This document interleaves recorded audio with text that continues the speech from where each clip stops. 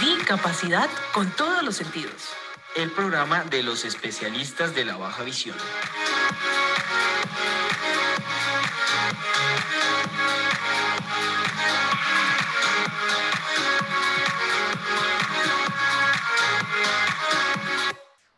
Bueno, muy buenos días para todos. Bienvenidos al programa Discapacidad con todos los sentidos. Como siempre, pues estamos aquí los viernes a las 11 de la mañana, hora Colombia. Quiero primero pues agradecer a quienes siempre nos siguen tanto a nivel nacional como a nivel internacional.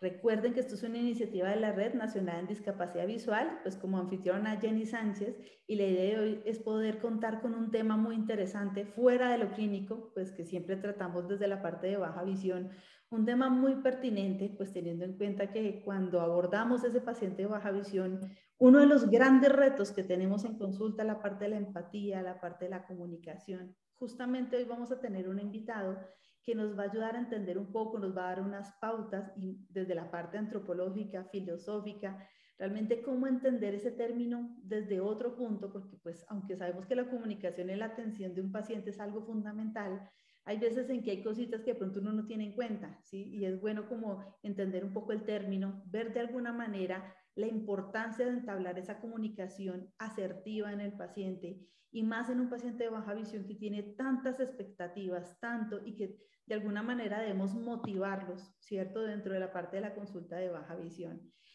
Bueno, quiero también recalcar que esto es gracias, pues este espacio, a Franja Visual que nos permite poder llevar esta información tanto a profesionales de salud visual, estudiantes, asimismo a personas con discapacidad visual y sus cuidadores. Y pues recordarles que todos los programas quedan grabados, quedan justo en la página de YouTube de Franja TV. Bueno, pues quiero ya de una vez aprovechar para poder que le hagamos la presentación, podamos conocer a nuestro invitado. Ahorita contamos con la oportunidad de tener pues como participante y quien nos va a apoyar en esta temática al doctor Esaú Estudillo. Él es optómetra, él está formado en la atención de baja visión con una amplia experiencia en la atención de estos pacientes y adicional está cursando una maestría en antropología, que eso hace que tenga un mayor conocimiento desde la parte filosófica, que justamente ahorita él está tratando como de abordarlo desde la parte ya clínica, pero no solo clínica, sino desde la antropología, y justamente es quien nos va a apoyar en esta temática. Entonces, pues quiero agradecerle al doctor Esaú por participar, por estar en este programa que para nosotros es muy grato. De por sí les comento que él hace parte de la red desde sus inicios. Para nosotros es importante poder hacer visible todo el trabajo que desarrollamos en esta gran red de apoyo, ¿sí? Pues en pro no solo de las pacientes con baja visión, sino también de buscar esa visibilidad y toda esa parte de accesibilidad que es tan importante en ellos. Entonces, doctor, muchas gracias por su participación. Quisiéramos que se presentara, que lo pudiéramos conocer. Hola, Jenny, muchas gracias por la invitación. Bueno, pues siempre los trabajos de la red y todo lo que tenga que ver con la temática de baja visión ha sido muy importante, algo que me ha llamado mucho la atención. Y bueno, y entonces ante esta invitación y poder compartirles algo de todo el conocimiento que se ha venido dando en esta parte académica que acabas de comentar de la formación en la antropología, básicamente es porque busqué cómo impactar socialmente el proceso clínico que nosotros hacemos. Entonces, el proceso que se da en el consultorio realmente trasciende al paciente cuando él está en su vida cotidiana, cuando tiene que tener su relación académica, escolar, en su vida laboral, en su tiempo libre, y realmente ahí es donde nosotros vamos a ver si lo que nosotros estamos haciendo en el consultorio, ese 5 o 10% que hace el optómetra como de baja visión en el consultorio, ante esta temática de la baja visión, porque sabemos que esto es una forma de cómo se relaciona la persona con su condición visual al medio, a la realidad. Y a partir de esto, entonces quise poder aprender ese lenguaje social que permita hacer políticas públicas y que permita pues que nosotros sigamos peleando mucho más para que esta población tenga unos derechos y una calidad de vida mucho más alta a partir de la clínica y a partir de la intervención social. Entonces, muchas gracias por la invitación y espero pues que la temática que se hable nos sirva para dar esos tips en el consultorio que realmente enriquecen y hacen de las consultas un tiempo maravilloso. Así es, muchas gracias. No, y de por sí nos diste unas palabras claves, que es lo que hemos ido trabajando ya de cuántos años, llevamos más de 10 años con la red, y es la parte de la accesibilidad de los servicios de salud, la visibilidad, que realmente se pueda cumplir, obviamente, con los grandes objetivos que le tiene la consulta de baja visión. Y pues de alguna manera, pues gracias a estas iniciativas que tenemos ahorita con este programa, que es un gran resultado de todo este trabajo mancomunado que hacemos en esta red, que afortunadamente esa red ha crecido, porque ahora no solo es red nacional, sino red internacional. Gracias a los demás profesionales que son anfitriones en este programa, que nos apoyan, que es el doctor Alan Mora, la doctora Donají, a través de México, Costa Rica. Ha sido una difusión. Tuvimos la oportunidad de tener al doctor Jorge Cheruzzi desde Argentina. Sí, claro. Y eso permitió romper fronteras y ver que la baja visión es una que no tiene nacionalidad, sino que realmente los pacientes requieren una atención pues muy específica y mucho compromiso desde los profesionales, ¿no? Cierto que es un compromiso que lo hace uno de voluntad con corazón, que eso es lo más, lo que nos nace. Bueno, y teniendo en cuenta eso, pues, y justo con la temática de comunicación, quisiera que, aunque la palabra de pronto puede ser muy explícita y no creo que lo sea tanto, quisiera que nos contaras un poco ¿a qué hace referencia la palabra comunicación? ¿Cómo la ven desde la antropología? Pues teniendo en cuenta todo lo que has profundizado con la formación que estás desarrollando, pues que nos cuentes un poco realmente qué es esa palabra y qué definiciones se entablan y pues que nos puedes como hablar un poco de cómo se aplica desde la consulta y específicamente en baja visión. Sí, claro, no, y lo que acabas de decir del hecho de que se expandió este programa a nivel internacional. Y lo otro que acabas de decir con que la baja visión es una, imagínate la experiencia que nosotros tenemos cuando atendemos un paciente internacional. Y ahora como vemos cómo nuestros colegas atienden esos procesos de baja visión desde sus entornos, desde sus países, desde sus ciudades, desde su cultura, y cómo eso nos ha enriquecido a nosotros. Entonces, la relación común de esa comunicación y de ese intercambio cultural, social, permite básicamente que nos demos cuenta, uno, que aquí vamos a hablar de dos factores que son muy importantes frente a lo que es el ser humano, que sería la comunicación, que hace parte de la naturaleza del ser humano, y la discapacidad, que hace parte de la condición natural del ser humano. Entonces estamos hablando simplemente de algo que es común, pero es tan común en este momento, excepto pues la discapacidad que todavía no está vista como común, pero ya la Organización Mundial de la Salud en su informe dice que es parte de la condición natural del ser humano el tener la discapacidad. Entonces, la pregunta de investigación me llevó a preguntar, bueno, ¿y en qué momento hay un factor que permita que incida o no nuestra labor sobre el paciente? Entonces, justamente fue en el momento de relacionarme con el paciente, que es la consulta. Y lo más importante es esa consulta de primera vez. Entonces, la definición de comunicación, haciendo un estudio de todo lo que significa comunicación, desde lo que nos enseñaban en el colegio, que era el emisor, el lenguaje, el mensaje y quien escucha. Entonces, hay muchas más teorías, obviamente, de la comunicación, y yo encontré una que se llama la teoría de las mediaciones. En la teoría de las mediaciones, nosotros acogemos únicamente la comunicación como el estado en que en el momento de la consulta hay un intercambio de un proceso relacional, un intercambio cultural y un proceso de negociación. La comunicación está basada en esos tres puntos. Entonces, dejamos aparte otro tipo de comunicaciones, como sería la comunicación que tiene el paciente cuando entra a tener o a solicitar ese servicio al sistema de salud.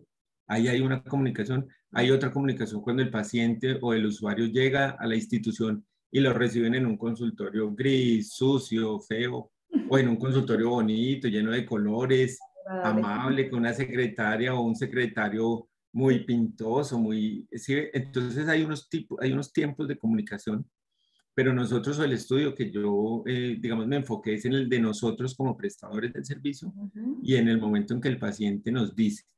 Entonces está basado básicamente en esa teoría, Jenny, que es la teoría de las mediaciones. Eso está a partir de un autor que es Jesús Martín Virbero. Ya es una teoría de hace mucho tiempo, pero esta teoría de la comunicación ha permitido verlo. Entonces, la parte relacional sería la parte comunicacional, ¿cierto? Es decir, yo cómo me relaciono con el paciente a través de mi momento de oración, de la oratoria.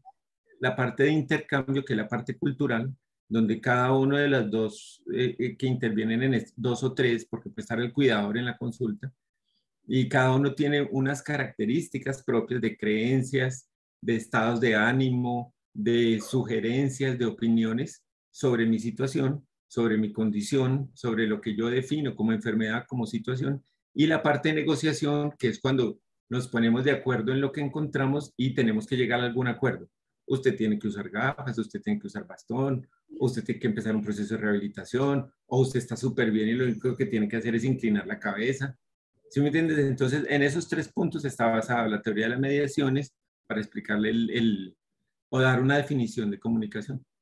Uy, pero eso es chévere porque uno creería que solo lo que hace uno en anamnesis o lo de la consulta, pero realmente se ve que eso tiene un previo, ¿no? Que primero está en la interacción con el mismo personal, ¿cierto? Con el que está de pronto, pues, de la misma institución y que a veces eso es algo clave, ¿cierto? Para poder de pronto manejar como un lenguaje que sea mucho más motivador, que la persona se sienta a gusto, que realmente pues sienta que lo acogen, ¿cierto? Pues con cierto mínimo de respeto, obviamente, pero como más acogedor y más por el que ya el paciente cuando llega a la consulta, pues claro, llega como con buena disposición para estar, pero no había pensado en Sí, eso claro. hasta desde la parte de, y eso es un punto clave, mira que me llamó mucho la atención la última partecita, la parte de dar como las recomendaciones, como de hacer conocimiento de la condición, como de poder dar como el diagnóstico, ¿cierto? Porque a veces eso también es un punto importante y más desde la discapacidad. Muchas de estas personas, previamente de llegar a una consulta baja visión, han recibido, pues no sé si es decirlo, malas noticias, porque pues muchos de ellos todos tienen condiciones que pues son irreversibles, condiciones a veces ya que han agotado los recursos de tratamiento y que a veces de pronto pues lamentablemente han tenido profesionales que de pronto no han encontrado las palabras adecuadas para darles estas noticias, entonces los Mm, dejan muy marcados y a veces uno desde baja visión pues tiene que sobrellevar un poco esto, o sea, ver cómo la persona a veces recibe esta información de una manera de pronto inadecuada. Creo que eso es un gran reto, ¿cierto? Porque pues sí, de pronto ha habido profesionales que sí, se toman el tiempo, les explican, como hay otros que de pronto por el momento, los tiempos, uno sabe que a veces por los tiempos también de consulta, de pronto en las mismas entidades de salud a veces pues hace que todo sea apresurado, de pronto no miden sus palabras.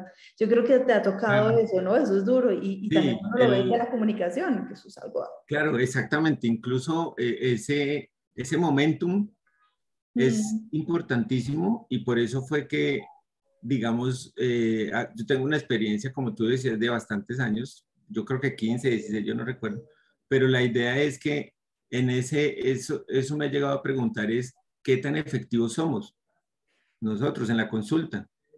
Porque podemos ser, seguramente habrá muchos expertos que ya no saquen la calculadora para formular la ayuda, ¿cierto? Para calcularla, para medir distancias, ni siquiera sacan el metro porque ya tienen espacialmente esa percepción donde dicen, yo sé que aquí hay 30 centímetros, ujú. ya sé que tengo que colocar los blancos de eso. Son unos conceptos técnicos importantísimos, pero no sé si el paciente me entienda. Es decir, dentro de lo que se habla, se piensa lo que se habla, se expresa lo que se habla, pero no sé si expresé exactamente lo que pensé. La otra persona escuchó el mensaje, no sé si entendió lo que yo le dije y si entendió lo que yo le quise decir. Entonces hay casi que 9 opciones dentro de un intercambio comunicativo que van a hacer que las direcciones o las decisiones finales de la negociación a la que te refieres lleguen a un término, a un buen término, por decirlo así. Entonces, ¿qué tan efectivos somos a partir de nuestra comunicación y si estamos formados en eso? No sé si las universidades digan, pues voy a enseñarle a usted a hablar claramente para que exprese y logre objetivos a partir de instrucciones orales, o en el caso de la lengua de señas, ¿cierto? Porque es importantísimo cómo esta comunicación entra cuando o tengo que hablar en otro idioma, ¿cierto? Entonces, o con una persona sorda, ¿cómo es la comunicación? Entonces, mira que son unos factores interesantes que finalmente van a hacer que nuestro trabajo, aunque seamos algunos, la mayoría, pues supremamente tesos en lo que te digo de formular ayudas, pero seamos tesos en llevar a la rehabilitación. Baja visión no es una consulta, baja visión es un proceso, y eso lo sabemos es muy difícil que tengamos un paciente de una sola vez. No es como tan lógico dentro de lo que es la baja visión, muy raro. Entonces, ese proceso de comunicación puede ser que busquemos unos algoritmos que permitan una efectividad mucho mayor dentro del porcentaje de lo que hace el optómetra en la consulta de baja visión. Sería como el objetivo, ¿no? Claro, ahí de pronto sería muy claro, no sé si ese término aplicaría y es la comunicación asertiva. ¿Qué tanto realmente lo que comunico acierta en lo que uno espera? Y mira que eso es muy interesante. Yo no sé si el ejemplo que voy a hacer estará bien, pues tú desde tu experiencia me mostrarás si no. Yo a veces le digo a los pacientes que me digan, que ellos mismos me vuelvan a repetir lo que les dije. Digamos, se hace por su condición de visión, se hace de pronto por el manejo de alguna ayuda óptica, se hace hasta por hacerles entender un poco el pronóstico, porque a veces ellos no logran entender muy bien ni siquiera que es una condición de baja visión y siguen esperando de pronto que en baja visión haya tratamientos, que de pronto se logre con alguna ayuda retornar a la visión previa que tenían. Entonces yo a veces les digo, bueno, ¿me podría repetir un poco? O cuénteme qué entendió de lo que yo le dije, o vuélvalo a repetir, o mencióneme de qué manera lo entendió, porque de pronto así uno como que se evalúa, porque de pronto dice, no, el paciente está al término, de pronto no lo entiende mucho, o le toca a uno buscar sinónimos, palabras muy coloquiales, o no sé si también, dependiendo de la edad, la cultura, la parte socioeconómica, uno de pronto ya en la historia uno como que ve de pronto la profesión de esa persona, como para buscar de pronto palabras que sean más fáciles de entender, no sé. Le toca a uno ser muy recursivo y el léxico a veces se le queda a uno corto y uno empieza como a buscar de qué manera, o hasta similitudes, o no sé, o como poder hacer ejemplos, como para que la persona diga, ya me quedó claro, sí, ya veo que esto se parece mucho a esto y ya lo entendí. Entonces, como que, ¿qué recomendaciones nos darías para poder lograr esa asertividad, ¿no? Porque pues... Pero mira, dentro de lo que acabas de decir, hay dos puntos importantes, que es, uno, el modelo de atención en salud. Hay en este momento un autor argentino, Meléndez, donde habla del modelo de atención en salud, donde la parte primaria es esa parte de autosolucionarse el problema, ¿cierto? Entonces uno tiene fiebre o uno se golpea y la mamá le dice, o donde lo picó el zancudo, y llega y se moja el dedo con la saliva y le dice, ya, está bien. Y para Meléndez ese es el primer paso de la atención en salud. Es el primer contacto donde yo me cuido o me cuida alguien cercano. Y a partir de ese punto, lo que tú dices es, la persona seguramente a nosotros siempre nos ha llegado con una atención previa, donde le han dicho una cantidad de cosas, y viene ya con unos lenguajes y con unas palabras que complican mucho más el punto donde nosotros tenemos que decirle si va por un buen camino, no va por un buen camino, tiene esperanza, no tiene esperanza,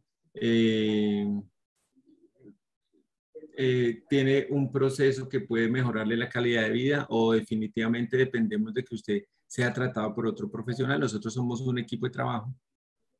Y entonces, a partir de toda esa mezcolanza de palabras que le han dicho, que le han regalado las lupas, que ha visto en televisión la lupa TV, y que eso hace ver, mejor dicho, hasta el infinito y más allá, que el vecino tiene una super lupa y que se la regaló y que el conejo no ve nada. Entonces, imagínate cuánto lenguaje ha entrado ahí para que él llegue a una consulta y nosotros le empecemos a hablar de una vaina de rehabilitación y de discapacidad.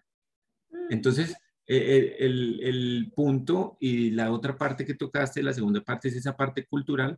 Por eso el modelo de atención o el modelo de definición de comunicación que busqué es el de las mediaciones, teoría de las mediaciones, por eso. Porque separa en tres contextos principales: un contexto relacional, un contexto de intercambio, que es el que se refiere a la parte cultural, que tú muy bien lo hablas, y la parte de negociación. Y yo creo que en esos tres modelos bien definidos y bien trabajados se permite hacer todo, porque tienes una parte relacional donde tú eres abierto a escuchar coloquialmente lo que dice, o científicamente lo que dice, o en su lenguaje. ¿Cierto? Y además de ese intercambio cultural es conocer ese entorno donde la persona se desarrolla, por qué lo hace, si ella piensa que va a venir un milagro o una situación divina que permita ayudarle, o que lo que hicimos nosotros fue un milagro, porque también, cierto, fue una cosa mágica, porque eso pasa. La persona resulta que empezó leyendo con una lupa y dice, Dios mío, o sea, estoy leyendo otra vez. Eso es un milagro. Y creo que a todos nos ha pasado. Entonces, esa parte cultural, ¿cómo tenemos que respetarla o asimilarla en el lenguaje para decirle en el proceso de negociación, listo, entonces vamos a hacer lo siguiente para que este proceso sea efectivo? Entonces, digamos que dentro de los aportes que uno hace es, o dentro de las cosas o de las conclusiones que uno termina viendo por aquí es, antes a los estudiantes, y hablo de medicina porque desafortunadamente cuando tú buscas textos o bibliografía sobre comunicación en optometría no hay. Entonces nosotros nos tenemos que basar como prestadores de servicios de salud y basado en eso, la comunicación médica, antes en el modelo anterior de los 80 hablaba de retórica. Entonces nosotros cuando tenemos la capacidad de manejar el lenguaje con una fluidez y una capacidad de convencer de una forma sincera y concreta y manejar una retórica excelente. Entonces ese sería uno de los mejores aportes que puede ser. Empecemos a estudiar sobre lenguaje, sobre hablar y sobre comunicación, pero no sobre la comunicación escolar que nosotros teníamos de mensaje, ¿cómo es? El escucha, mensaje, bueno. No, sino que veámoslo desde el punto de que yo cómo sería mucho más efectivo en esos 3 puntos de la consulta que te estoy colocando: un proceso relacional, un proceso de intercambio y un proceso de negociación. Buenísimo. Bueno, la parte del lenguaje sí me parece interesante. Y yo creo que eso también uno lo va como adquiriendo, de pronto permitiendo hablar a la persona, ¿no? Porque de pronto cuando uno le permite hablar, escucha su propio lenguaje y de pronto utiliza ese lenguaje, pues obviamente siempre sea algo adecuado, pues para retransmitir la información, porque de pronto esa es la manera en que entiende. Entonces también a veces uno ahí como que va ganando léxico, va ganando palabritas, ¿cierto? Y de pronto eso le Claro, sirve a uno mucho para poder después ya tener posibilidad de buscar sinónimos, palabras muy prácticas para que la persona lo pueda entender. Hasta los mismos niños, uno a veces los trata de escuchar, los niños se expresan de una manera muy específica y si uno les da esa oportunidad de hablar, uno sabe ya cómo buscar, porque hay palabras que a veces ellos no conocen, o un joven, ¿cierto? Entonces, de pronto uno también puede ir adaptándose a la edad, que eso también es otro reto grande, o los adultos mayores también, esos con sí, ellos a claro. veces la misma edad, la misma edad le toca a uno ver de qué manera interactúan, ¿sí? Y también hay personas que de pronto si ya están pasando un poquito por eso de demencia o de pronto pues la parte de Alzheimer, entonces ya el reto es mucho mayor, Claro, ¿cierto? Además porque pues lógicamente ya una condición ya intelectual ahí, ¿cierto? A nivel cognitivo pues ya hace que le toque uno ser aún muchísimo más recursivo, muchísimo más sí, recursivo. claro. Pero me parece chévere eso de tener un lenguaje, de poder permitir a la palabra, permitir a que la persona hable y así uno mismo también sabe de qué manera se expresa. Hay personas que también, hasta en la parte de nivel educativo, hay personas que tienen unas palabras espectaculares, las personas que pronto ya tienen un nivel de pronto educativo a nivel profesional, puede ser hasta de posgrados, y pues llega a una condición de baja visión, pues claro, uno se adapta y uno sabe, bueno, ahí ya de pronto es mucho más riguroso, de pronto es mucho más exigente la terminología, y hasta las mismas personas que indagan, personas que les gusta estar revisando de qué se trata su patología y que ya han investigado, que ya han buscado, porque eso pasa también, hay personas que a veces hasta le dan a uno Claro. lecciones, no doctora, es que yo ya encontré esto, a mí me dijeron esto, yo ya leí esto, he ido a tantos profesionales y entiendo la patología de esta manera, entonces uno, bueno, ahí como que los va llevando por ese ladito. O sea que cada persona, claro, es un reto, o sea, casi que el lenguaje es individualizado, así como la consulta de Sí, baja visión. claro. Y entonces imagínate que eso, incluso lo bonito de la baja visión, una de las cosas más bonitas es eso, es que es tan individualizado que tú estás en un mundo, cuando entras con un paciente, digamos que llegó un paciente, como tú decías, con un nivel cultural muy alto y unos estudios de lenguaje, sociales, Así. y terminas con él y el siguiente paciente entra, pues un habitante de calle o puede ser Es una otro persona mundo. que no tuvo la oportunidad de estudio eso y te habla de un modo muy feliz y de muy contento, que tiene esperanza de salir adelante y todo. Sí. Entonces, son mundos donde los colores son tan diferentes que todo se hace muy chévere. O sea, uno no termina, uno no se aburre nunca en un consultorio de baja visión, No, una cita. para nada. Nunca, Cada esos son persona tiene... mundos maravillosos y aprendes de un montón de palabras porque te hablan como dicen, aquí utilizan mucho que ven patente, en Medellín, en Antioquia, entonces la parte de veo patente, la ardentía en los ojos, veo como sombras dobles, estoy viendo monstruos, dicen, entonces uno entra como en un cuento donde esa parte de intercambio cultural es maravillosa Claro, y total. es enriquecedora, permite casi que generar una retórica no de estudiante, no literata, digámoslo así, sino que es propia, o sea, uno del mismo paciente va aprendiendo léxico, lo que tú dices, y Total. así mismo tiene que llegar a esa negociación. Uno le dice, listo, yo le voy a quitar esa visión patente, pero le voy a dar la oportunidad de leer lo que usted quiera.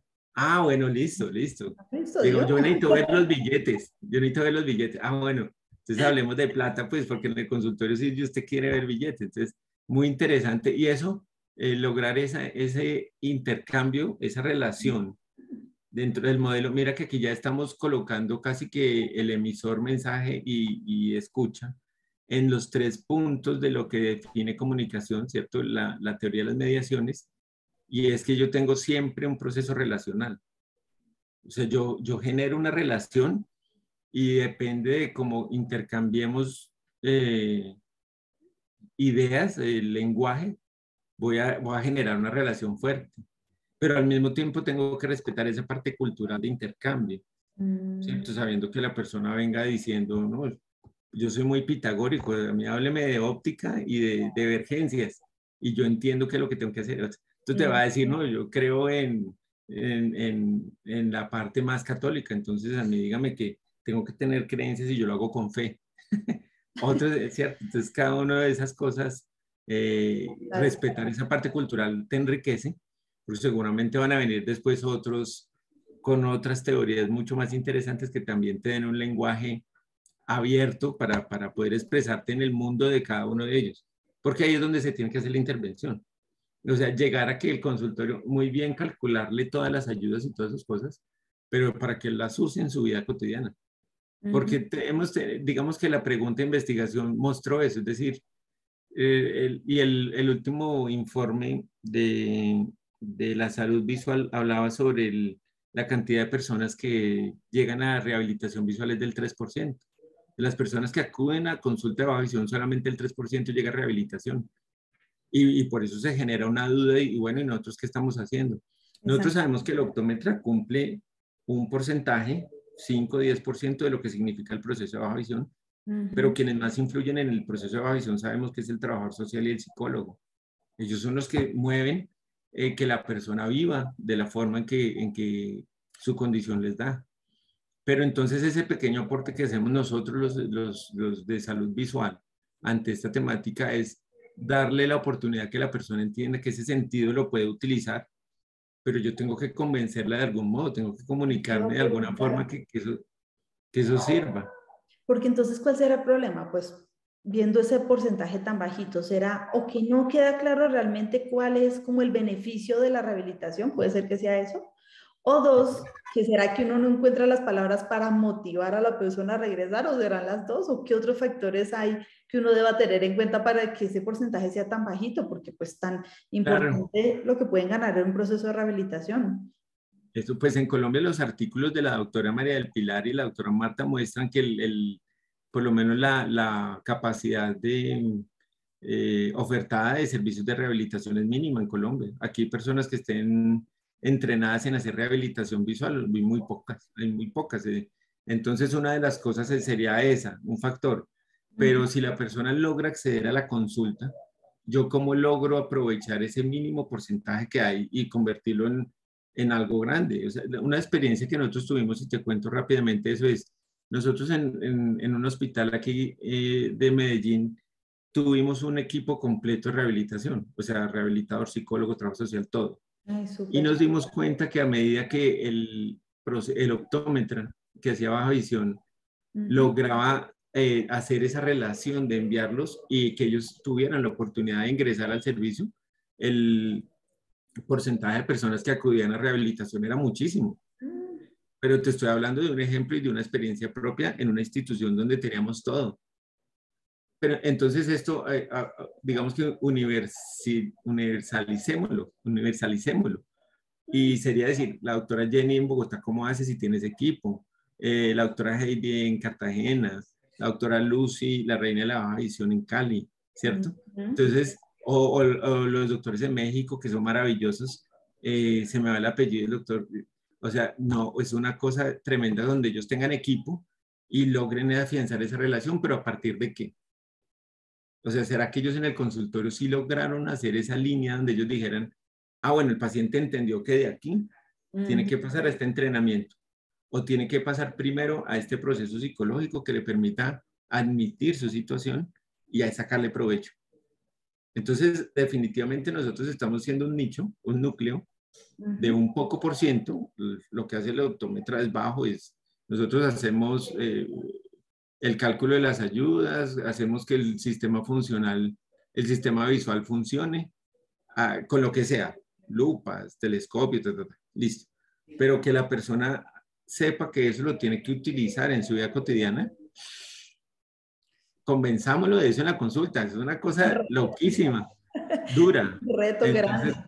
La negociación, ahí viene la negociación. Entonces, bueno, listo, yo le mando telescopio, negociemos. Punto. Usted lo puede usar. ¿Y dónde lo debo utilizar? No, exacto. Entonces, bueno, ¿cuánto ¿usted dónde cuesta? vive? Porque también es otro efecto, ¿no? Ellos Exacto. empiezan a ver el presupuesto. Esa es la ¿Cuánto negociación. vale esto tan chévere?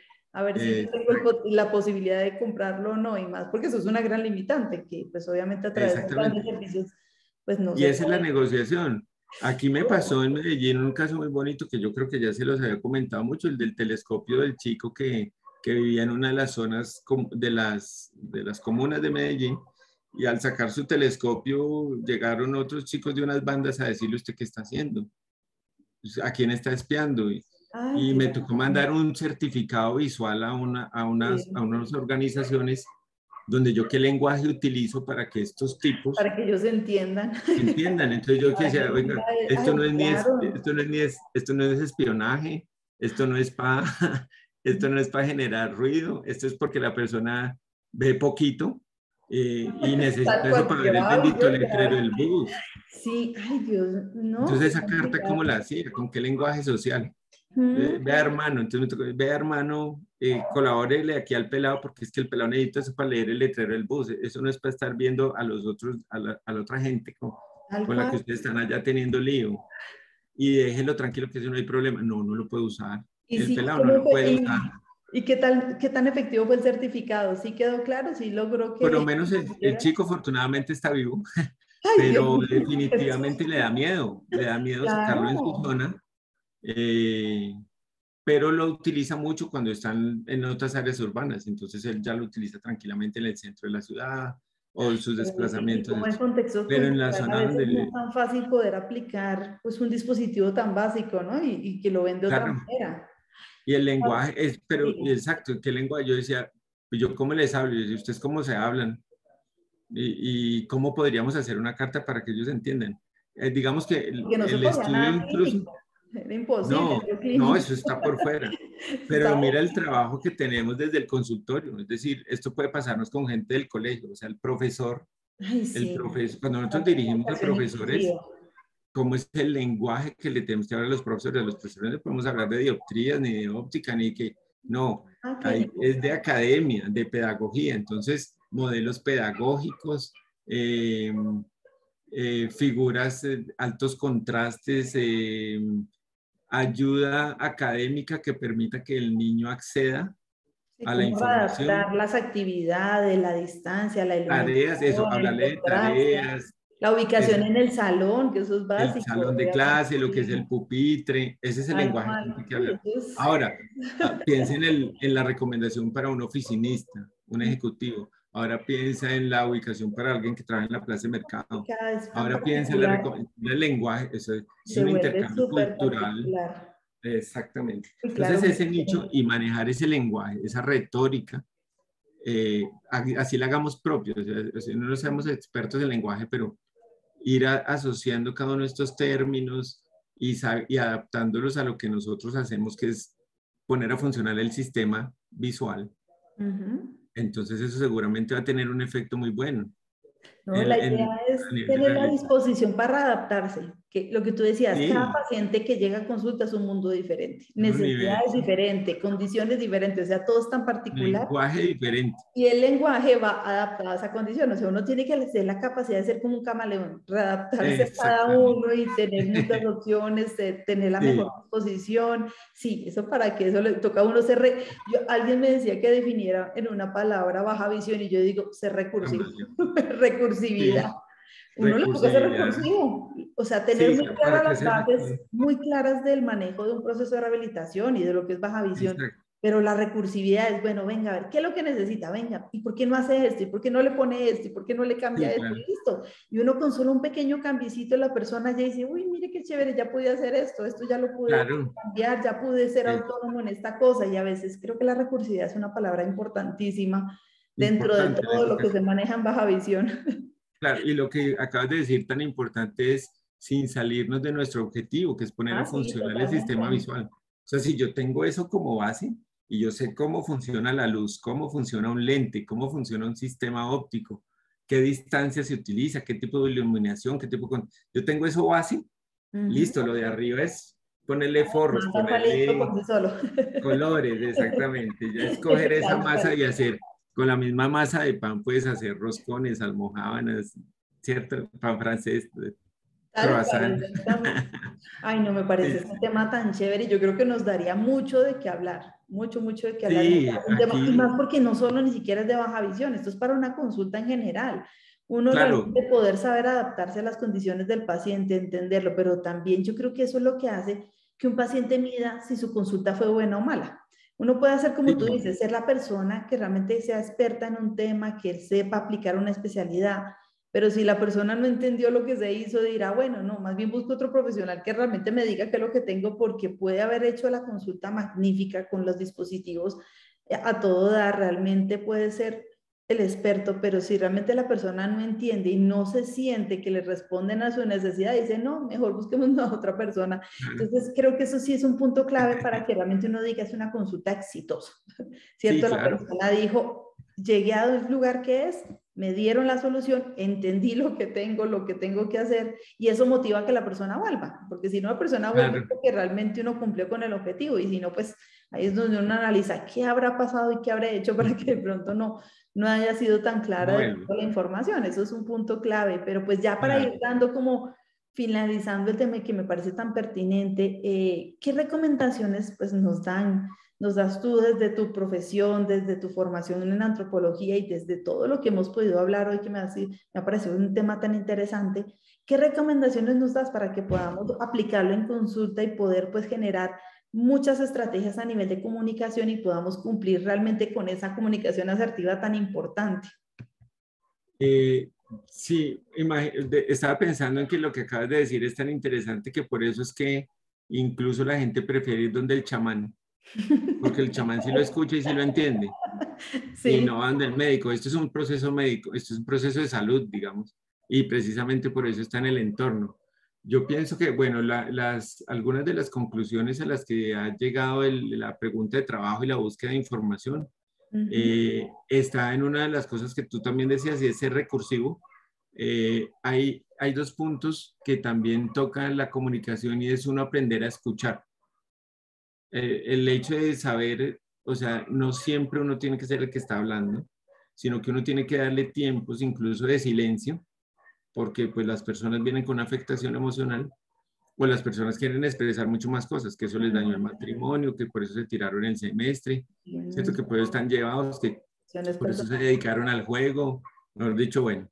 Entonces, dice que una de las recomendaciones dentro de lo que se habla de comunicación, de las teorías de las mediaciones, está en respetar esa parte cultural, que cuando uno habla de cultura, en este caso, es difícil definir cultura, obviamente, tiene una cantidad de cosas, pero hablemos de esa cultura del paciente como ese entorno que lo rodea y en el que él vive y en el que él interactúa, porque eso tiene un lenguaje definido, ese punto, ¿cierto? El agricultor, el economista, el optómetra, médico, el futbolista. Cada uno tiene un entorno y ese entorno podríamos llamarlo como ese entorno cultural del paciente. Aprender a escuchar. Y la otra parte que recomiendo mucho es lo que acabamos de decir sobre la parte de aprender a abrirse y a guardar, a tener un banco de lenguaje, de léxico, que me permita poder hablar y conocer más de cada uno de los procesos de los que el paciente me habla, de su entorno, de su región, de por qué tiene ese acento, de por qué es que usted habla como mexicano, o habla como rolo, o habla como paisa, pues que vos aquí, mejor dicho, ¿cierto? Y esos tonos y esos altos y bajos de la voz, llevarlos a que uno disfrute mucho la consulta. Finalmente, tener un algoritmo, y la idea de este estudio también sería, ojalá poder llegar al punto, aunque creo que no vamos a eso, porque una maestría no da para tanto, pero de tener siquiera un algoritmo, una línea, una columna que permita decir, yo hablando de este modo, puedo lograr algo. Entonces, yo creo que por ahí serían las recomendaciones, y ya, no sé si me entendieron. Exacto, qué tan efectivos fuimos en esta conversación. En esta comunicación. Sí, no Aunque sé si a mí me fui pareció claro, muy pero chévere, me parece que tienen salimos del preguntas contexto y clínico. Me parece me que las dejan al correo con Jenny. Tal cual. No, yo sé que fuimos muy efectivos, realmente creo que me motivaste mucho con esa temática porque me parece muy interesante, muy pertinente y más porque no se requiere solo en baja visión, se requiere en solo una consulta a nivel clínico. O sea, uno desde que interactúe ya con otra persona, ahí está el reto de la comunicación. O sea, la interacción, tú lo dijiste ahorita, la interacción, el poder llevar ese mensaje, el poder saber escuchar. Claro, eso hace que todo sea lo fundamental. ¿Y cómo uno logra saber que eso realmente es efectivo y que realmente uno cumple con el objetivo? Es con el paciente. Uno sabe cuando el paciente le transmite a uno la información y dice, ah, claro, le quedó claro. Hasta como cuando uno le dice cómo aplicarse el medicamento, que las gotas van en el ojo y no en un vaso de agua, porque pues creo que nos ha pasado mucho que las gotas... Doctor, y me las tomo, toman las pastillas. Las gotas van en el ojo, entonces ahí uno dice, ¿será que le expliqué mal? ¿Será que le dije otra cosa? ¿Será que interpreté otra cosa? ¿O tuve que haber buscado palabras mucho más específicas? Las pastillas limpiadoras de lentes. Las gotas van en los ojos. Es que eso pasa, ¿cierto? Yo creo que a todos nos ha pasado. Claro. A todos nos ha pasado. La anécdota del paciente que preguntaba que cada cuánto tomaba las pastillas para limpiar los lentes de contacto. Uy, Dios mío, qué peligro. Sí, tal cual. Yo creo que todos lo hemos vivido y pues creo que nos diste muchas herramientas y te agradezco mucho porque es un tema amplio, es un tema muy chévere, pero creo que aquí dejamos por lo menos unas cositas básicas, ¿cierto? Para que por lo menos cada persona, cada profesional se autoevalúe y diga, bueno, a ver cómo está mi información, qué palabras estoy utilizando, qué tanto escucho yo al paciente, qué tan asertiva es mi comunicación y que a la persona le quede claro todo y qué tanto lo motivo para que pues ese porcentaje tan bajito de rehabilitación pues ojalá se aumente, pues no solo por la parte de accesibilidad que uno sabe que eso es una gran limitación, pero que sí por lo menos si esa persona tiene acceso a los servicios, pues por lo menos acude y lo aproveche al máximo. Claro, Doctor, sí, claro que sí. No, doctor Esaú, muchísimas gracias. De por sí fue muy interesante, muy pertinente. Esperaremos poder contar contigo en otra oportunidad. Como siempre, esto es un espacio público que uno quisiera aprovecharlo al máximo. Realmente el tiempo se pasa súper rápido. Y con temas tan interesantes se pasa aún más.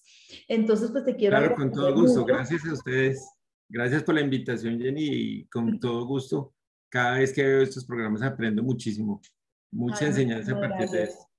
Muchas gracias, ¿no? Y realmente para mí fue un gusto poder abrir este espacio para visibilizar todo el trabajo tan chévere que haces y pues siendo parte de la red, pues me parece que mucho más. Entonces también adicional quiero agradecer a las personas que nos siguen cada 8 días en el programa. Recuerden que si no pudieron ver el programa completo, lo tenemos grabado, está dentro del canal de YouTube de Franja TV. Entonces, pues aprovecho para desearles un excelente fin de semana, que la pasen muy bien, agradecerles como siempre que siguen no solo dentro de Franja TV, sino que también nos hacen parte de nuestras redes sociales. Nosotros tenemos una fanpage de la Red Nacional de Discapacidad Visual. La idea es que nos sigan para que puedan conocer las diferentes temáticas que abordamos y agradecerles a los que siempre están constantes y que apoyan obviamente nuestra iniciativa. Entonces, pues ya los dejaremos por aquí. Entonces, hasta otra oportunidad. Que tengan un excelente día. Chao para todos. Gracias. Un excelente fin de semana. Chao.